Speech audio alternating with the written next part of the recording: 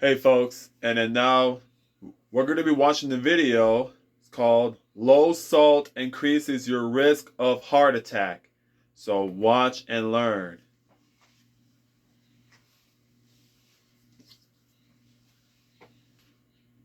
Now, to a lot of people, what I'm going to say is new information. We are so used to hearing that salt's bad for the heart. It's going to cause a heart attack. It's going to cause stroke.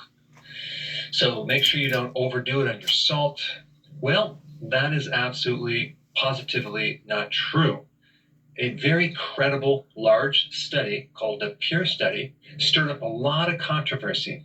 There's over 137,000 people involved in 18 countries, 667 communities. So it was a very broad population all over the place. And this is what they found. If you're consuming less than 3 grams of sodium per day, you could be at risk for getting a heart attack and a stroke. Now take a look at this graph that I have right here.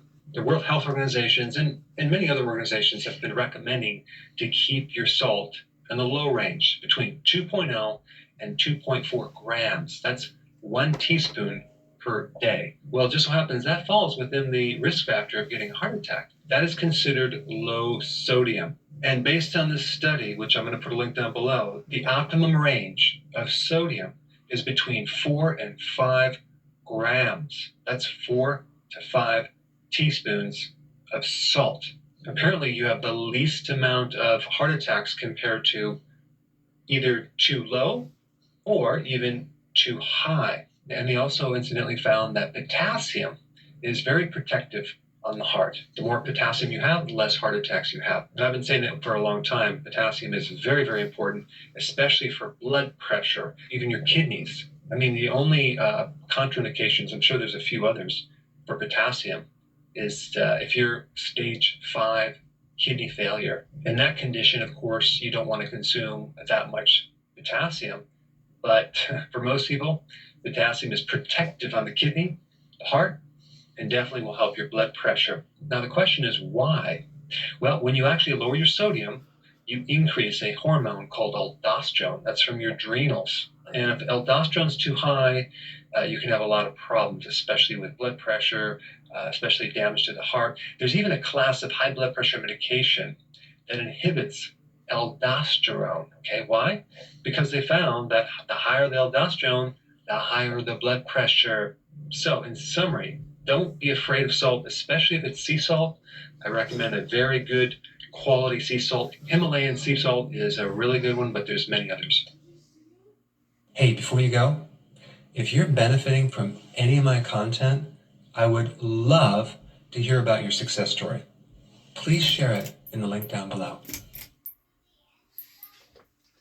Wow. I didn't know. Little things bring us joy, Right. and little things are close to home.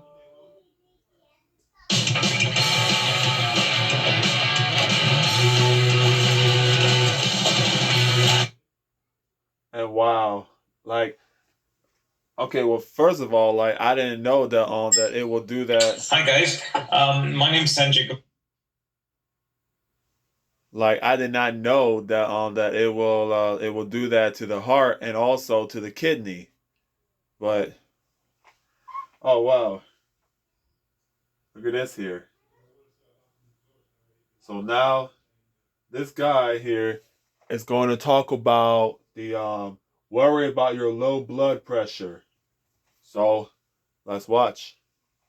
I'm a consultant cardiologist.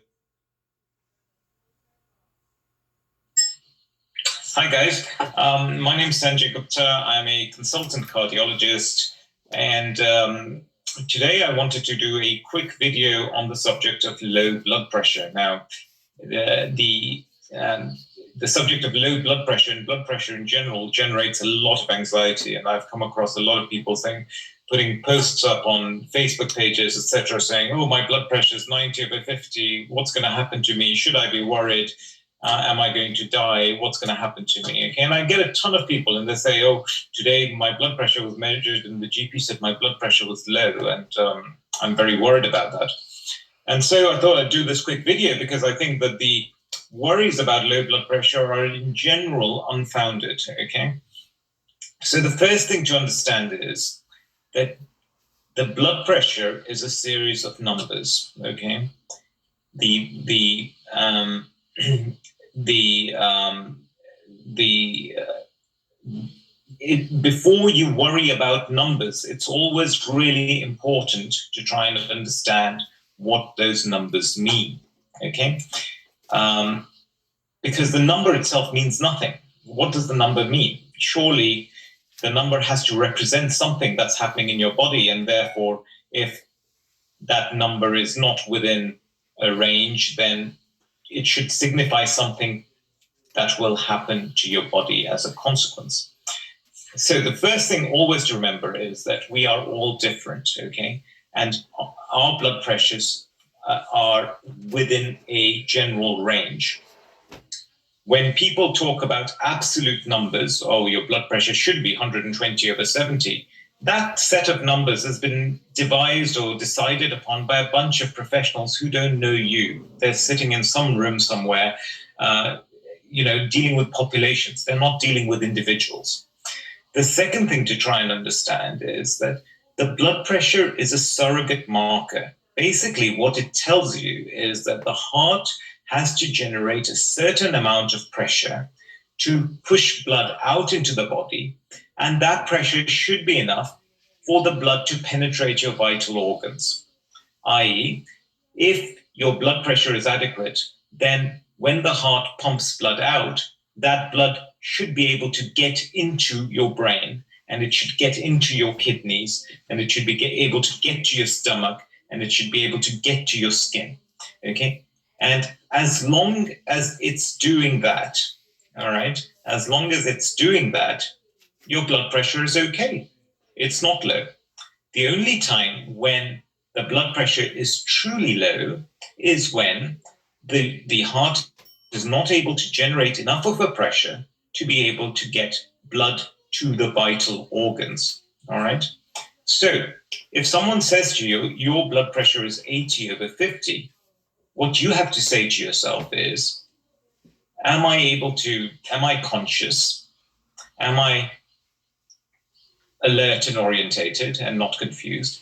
And if you are those things, then clearly, whatever your blood pressure is, the blood is getting to your brain. All right. Then you say to yourself, am I warm to touch? And if you are, then the blood is getting round to your skin. Next thing, am I urinating normally? If you are, then the blood is getting to your kidneys. And that's all that matters. It doesn't really matter what the number is. The fact is that whatever the number is, the blood is getting around the body. All right. So I often get called by nurses when I used to be a junior doctor. I used to be called by a nurse saying, "Oh, this patient's blood pressure is 80/50. Can you come quickly and see what's going on?" And I'll go there, and the patient's sitting there reading a newspaper. And I say to the nurse, "Well, what does it matter? It's a number. It doesn't mean anything. I mean, what it's supposed to represent is clearly happening." So now, if on the other hand you're finding that that you get dizzy, or you're blacking out, or you're confused, and every time you change posture you feel extremely dizzy and fall back. Well, and then someone says you have low blood pressure, then it's very reasonable to say that that low blood pressure is clearly worth treating. And often the only thing you need to do to treat the blood pressure is to increase your fluid intake and increase your salt intake. I see tons of people who say, "Oh, but I was told salt is bad." Sure, salt is bad. It causes high blood pressure. But if you've got low blood pressure, then have more salt. And that's all that's needed. So there are lots of myths. People generally think, "Oh, salt is a bad thing. We should avoid salt," to the point that they'll be, extremely dizzy when they change posture, and they'll say, "Yes, I've got constantly low blood pressure." And I'd say, "Well, do you take any salt in your diet?" And they'll say, no, I don't take any salt whatsoever. And I say to them, "Well, clearly you must take some salt, because salt retains water. If salt retains water, and the more water there is, i.e. the more volume there is, the higher the pressure that the heart can generate. And that is a good thing if you suffer from low blood pressure." But as I say, please, please, please don't worry about numbers. Don't let your anxiety get on top of you about numbers. Ultimately, if you're functioning fine, do not worry about low blood pressure. All right. So I hope this little video was useful. And for those of you who worry about your blood pressure, stop worrying. All right. My name is Sanjay Gupta. I'm a consultant cardiologist in York. I have a Facebook page, which is York Cardiology. The Twitter handle, although I don't tend to go much on Twitter these days. And I have a website, and you can get through to me on the website. Alternatively, you can ring my secretary, Jeanette, on 725-811. Thank you very much. I hope this was useful. Bye.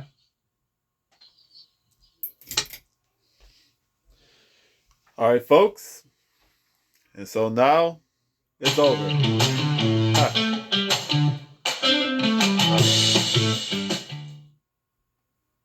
And now. All right, so that's it. The video's over, so stick around.